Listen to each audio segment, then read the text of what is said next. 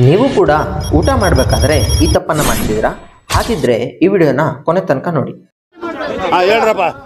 ತುಂಬ ಜನಕ್ಕೆ ಹೆಲ್ತಿ ಆಗಿರ್ಬೇಕು ಅಂದರೆ ಏನು ತಿನ್ಬೇಕಂತ ಗೊತ್ತಿದೆ, ಬಟ್ ಯಾವ ಆರ್ಡ್ರಲ್ಲಿ ಊಟ ಮಾಡಬೇಕು ಅಂತ ಗೊತ್ತಿಲ್ಲ. Okay, all right. ಇವತ್ತು ನನ್ನ ಮುಂದೆ ಒಂದು ಹೆಲ್ತಿ ಪ್ಲೇಟ್ ಇದೆ. ಈ ಪ್ಲೇಟಲ್ಲಿ ಯಾವುದು ಫಸ್ಟ್ ತಿನ್ನಬೇಕು ಮತ್ತು ಯಾವುದು ಲಾಸ್ಟ್ ತಿನ್ಬೇಕಂತ ಹೇಳ್ಕೊಡ್ತೀನಿ. ಹೇಳ್ರೋ. ಇವಾಗ ಫಸ್ಟು ನಾವು ಯಾವಾಗಲೂ ಸೌತೆಕಾಯಿಯಿಂದ ನಮ್ಮ ಊಟನ ಸ್ಟಾರ್ಟ್ ಮಾಡಬೇಕು. ಎರಡನೇದಾಗಿ ನಾವು ಮೊಳಕೆ ಬಂದಿರೋ ಹೆಸರು ಕಾಳನ್ನ ತಿನ್ನಬೇಕು.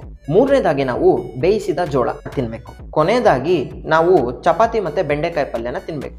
ಇಲ್ಲಿ ಬೇರೆ ಐಟಮ್ಸ್ ಎಲ್ಲ ಜಾಸ್ತಿ ಇರೋದ್ರಿಂದ ನಾನು ಜಸ್ಟ್ ಒಂದೇ ಒಂದು ಚಪಾತಿ ತಿಂತಿದ್ದೀನಿ. ಇದರಿಂದ ನಮ್ಮ ವೆಯ್ಟ್ ಲಾಸ್ ಆಗೋಕ್ಕೂ ಕೂಡ ಹೆಲ್ಪ್ ಆಗುತ್ತೆ. ಗೊತ್ತಾಯ್ತಲ್ಲ, ಯಾವಾಗಲೂ ನೀವು ಊಟಕ್ಕೆ ಕೂತಾಗ ಮೊದಲು ಫೈಬರ್ ಸೋರ್ಸ್ನ ತಿನ್ನಬೇಕು, ಆಮೇಲೆ ಪ್ರೋಟೀನ್ನ ತಿನ್ನಬೇಕು, ನಂತರ ಕಾರ್ಬೋಹೈಡ್ರೇಟ್ ಸೋರ್ಸ್ನ ತಿನ್ನಬೇಕು. ಆಯ್ತು ಬಿಡು.